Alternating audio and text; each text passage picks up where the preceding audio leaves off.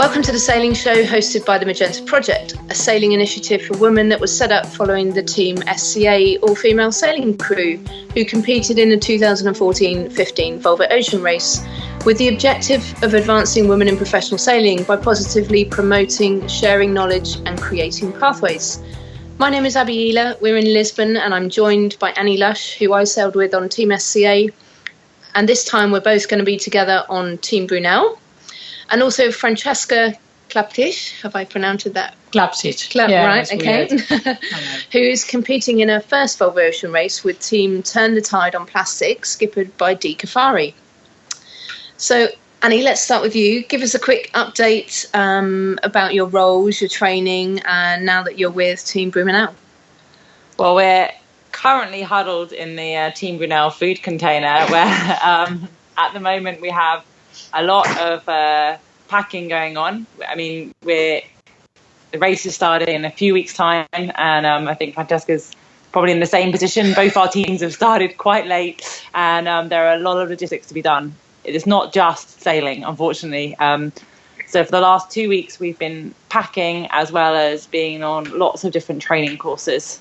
And I think, Abby, you said that you feel like we've had enough tests now to go into space, which I'd agree with. Yeah, I think some of the medical testing that we did in the Netherlands as a kind of a prerequisite for what you have to do for the Volvo Ocean Race, you have to prove that you're medically fit. But some of the tests we did were quite amazing and I've never done them before. So I felt like I was quite ready to be launched into space by NASA at the end of my testing. And yeah, we've been involved with Yachtmaster, which is another new course that's come into play with this race. And so everyone's been off doing their Yachtmaster. I believe, Francesca, you were in the UK doing yours. Yeah. Oh, that's tricky. Got tied in the UK. Yeah. Well, I make a really nice round the Solent. Yeah. 1 week and a half. Perfect weather, perfect UK weather. Good. Is someone paying you to say that? The Italian on board our boat, he only ever complains when we're in England. Yeah, me too. Yeah, so we have a mixed team in terms of obviously gender, but also very mixed in terms of age. So our skipper, Bauer Becking, is, I think, the most experienced person in this race or in the Volvo Ocean Race, and he's in his 60s, as are two of our team members. And then we have 3 under 30s and a whole mix of nationalities, gender and age in between. So it's a very different boat to last time. Yeah, and I'm sure the dynamic will be very different, very interesting, and it'll be interesting to talk again further down the line and just see how it goes after a couple of legs. Francesca, I wanted to ask, I mean, you've come from Olympic dinghy sailing. We're now here in big boat offshore racing. Ultimately, they're both sailing. But what's been the biggest differences? One or all the difference? Yeah, well, I mean... It's a completely different world. Like, I come from really small boat, dinghy sailing, and it's all about, like, go training 3 hours or whatever, do the race, come back, take a nice shower in the hotel, take a good dinner and repeat the day after. So this is a bit different. I was, like, the last 3 days I spent in the container packing freeze-dried food, and so this will be hard. Yeah. but yeah, I'm happy to do it. It's like a dream for me, because one dream was to go to the Olympics and another one was to do the round the world. So it's quite amazing. Okay, well, that was be able to do both. My next question was, what actually draws you to do this race? I mean, there's nothing luxurious about it. The living conditions are awful. As you said, the freeze-dried food is pretty terrible. I'm Italian, so the food. What's the drive to want to do this? I don't know, maybe because I'm a bit crazy. Maybe all of us are a bit crazy to do this. Don't put me in the same category as you. No? Oh, I'm sure you are. I don't know, it's something that when I was little, I was watching, I was like, wow, this is crazy.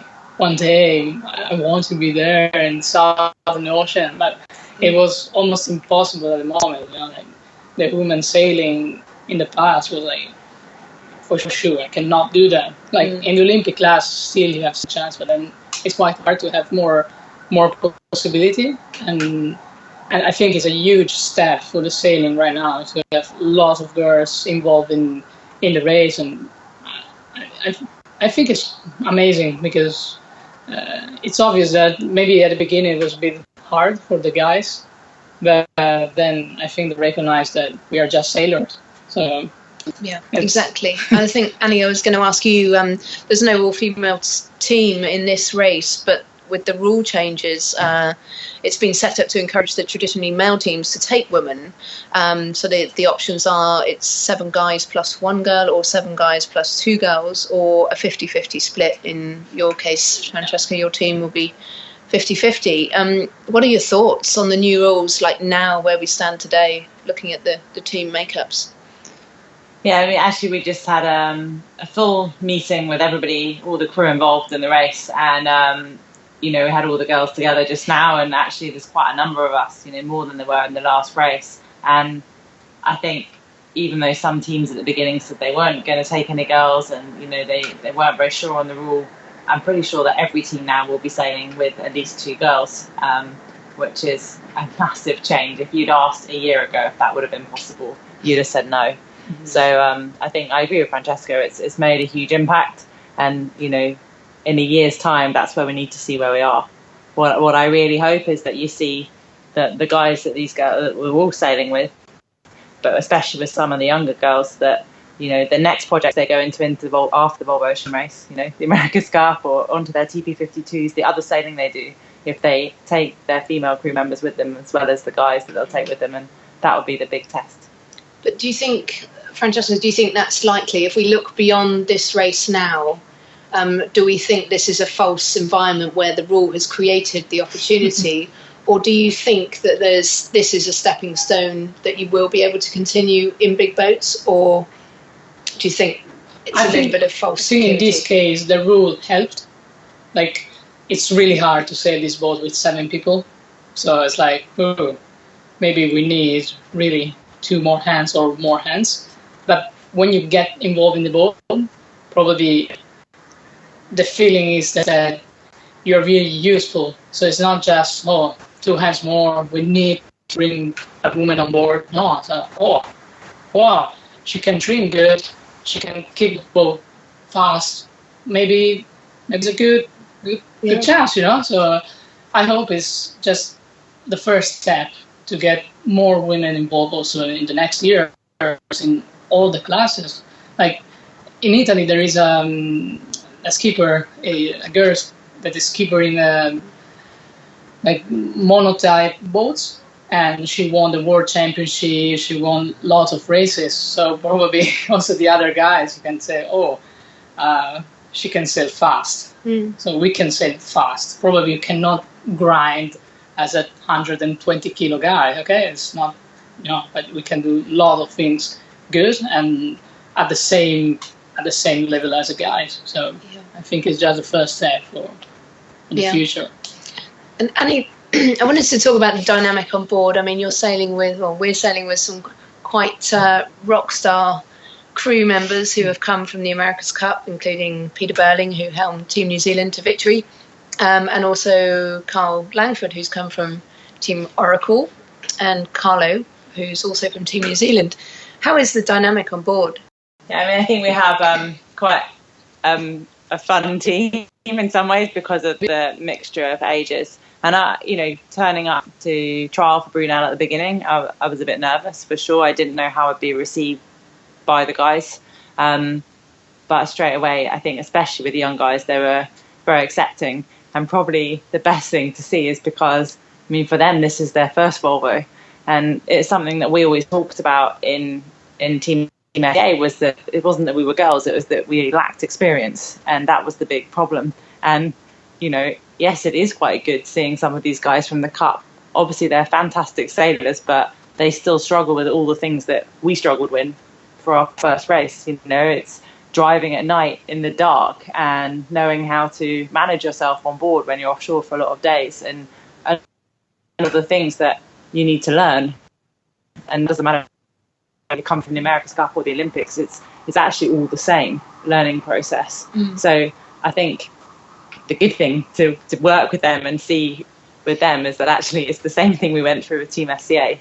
The advantage, of course, now being that unlike in Team SCA where we were all actually relatively very inexperienced and we had no one to sort of copy or follow, now I think in this much more mixed environment, as with Francesca as well, we're all quite lucky in that we have people around us who have done a race 1, 2, 3, 4, 7 times in our case. And, I really hope that's going to help accelerate everyone's learning. And I think perhaps now we're just seeing the advantages that those young guys have had all along. I think because there's been an under-30 rule for a long time, and you see how much those under-30s have been able to come into teams and learn from the experienced guys. And that was something we really missed last time with Team SCA. And in terms of the squad system with your team, Francesca, do you think you'll be rotating out, or has that been talked about, or whether you'll swap in, swap out? Yeah. We made some rotation. I think the race will be quite hard. So probably rotation is good because you can rest and come back to the boat with 100% energy to put in the leg. So probably for the girls it will be a bit harder because we are just 6. So it will be just one rotation during the race, rotation. So yes, I think it will be quite good. Yeah. Have you put your name down for the Southern Ocean legs? Is that on your for list? The second one from Auckland to Tajiri? Yeah. Definitely. I said I want to reserve it. Have you got any apprehensions, any fears going into this race? I don't know. The sea survival gave me a bit of idea. I know it's not the same, but for sure give me more the idea of the stay safe, click on. It's really hard to come from the dinghy sailing because you're used to, capsize and nothing happened. But then when you realize that you're at night, the boat is going more than 20 knots, and you realize if you fall in the water, you're just a small point in the middle of nothing. So it's okay. So there probably is the first time that I realized, in less than 1 month, I'm going in the middle of this. Wow. Yeah. Yeah, it was a bit scary, but at the same time, I think it's all about the stay safe, and we are a team, so help each other. If you see someone struggle, help, and I think it's all about teamwork and. Yeah, exactly. I think even having done that course prior to SCA, it's a compulsory course that all the Volvo teams have to do. It's eye-opening doing it just that 3 years later, just how careful you do need to be. And as you said, Francesca, I think it's really good to do it as a team, to work together in the sea survival pool and to go through those exercises. It's certainly... it's an eye-opener, and it's very grounding in terms of bringing you back to realising what you're going into. So I was definitely sort of this time where we had to swim this time without any aids as well to begin with, which was a real eye-opener of you should wear a life jacket. But I was going to say, Abby, that I was quite happy this time to realise that we do have 2 kind of under 30, 100 kilo guys that happen to be very, very good swimmers, because I feel like potentially I will need to be saved if I have to swim anywhere. I was the worst in the pool. That's crazy and when we come out, they ask, how much time do you think you spend in the pool? And I was thinking, I don't know, 20 minutes? No, 7 minutes. Wow. Yeah. It was quite quite strong. Yeah, it's a real eye-opener into how it can go wrong very quickly. So we're in the final weeks of preparation here in Lisbon. We're about to start the prologue race next weekend, which will take us from Lisbon to Alicante. And then the start date coming up 22nd of October. What sort of thing are you doing now, Francesca, in the last 2 weeks? Preparing the food.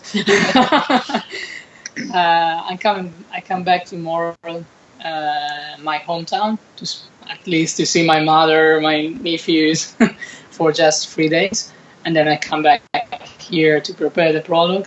And for me, Alicante it's like home because I live there, So it's like coming back home. So it's nice. Also, the start in Alicante, it's quite emotional for me. I have a lot of people there and to cheer me. So it's really nice. I'm quite excited to go to Alicante. Yeah.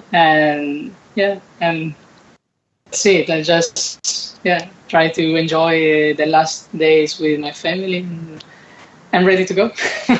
And Annie, what's this week and the next week beyond going to hold for you? Well, Abby, half of that depends on you being our boat captain. So I take my orders from Abby, and we're not going to get to go home. We're the last team to join the race, and we have a lot to do. So we're going to be preparing the food and the spares for the next couple of days, and then we're going to be sailing next week. We've got another new set of sails to look at. But I think. Well, I'm very happy now, Abby, that you're with the team as well, because finally you've got someone to share this with and help get the boys into an organised situation. But I think now is about, there's a lot of things that do have to be prepared. I'd just say that one thing I have been thinking about is we're at such a different stage now that we were with Team SCA. You know, we've been together then for a year and a half, and we thought through a lot of things and made a lot of preparation. But I think the biggest thing I learned last time was that it's not like the Olympics. Like, it does start on the 22nd of October, but then there's 9 months and so much changes in that. And yes, you do need to be ready for the start in terms of certain things that have to be ready, but actually loads of things are going to change and evolve after that, and almost not deciding how you're going to do everything from the 22nd of October, but being quite flexible that things will change. And I think that's a very hard thing to understand the first time you do the race, or certainly it was for me coming from the Olympics, which is all about one big event, and the Volvo, it is one big event, but it's so much more. It goes on and on, and you've got to evolve, and it's not. I think it's going to be the same for Francesca's team. It's not about where you start, it's where you finish. That's in 9 months' time, and there's a lot going to happen between now and then. So it's being prepared enough, but if everything's not ready, it's not the end of the world, It's I'm holding on to that. I agree with you there. I think there's a lot of me that thinks we're ready to go, but equally there's only 2 weeks left, and there's nothing that we can really do in that next 2 weeks to make us any better in the race. And so for now, I almost think let's just get going, let's get on with it, and we can muddle our way and as we go. Like you said, it's such an endurance race and so much can change. So I think getting going would be on the agenda at the moment. Okay, well, it's been lovely to talk to you, and that's it for this episode. Please visit our website on themagentaproject.com and follow us on our social media channels at The Magenta Proj for regular updates on women in sailing. And we hope to catch up with more of the Volvo sailors as we continue our journey around the world. For more conversations from the wider world of women's sport, including blogs, videos and articles, please visit the wispsports.com website and follow WISP on social media at WISP Sports. And join us again for another episode of The Sailing Show, when we'll have more stories from the Volvo Ocean Race and other news in the Magenta Project. From Annie, Francesca and myself, Abby Ehler, thank you for listening.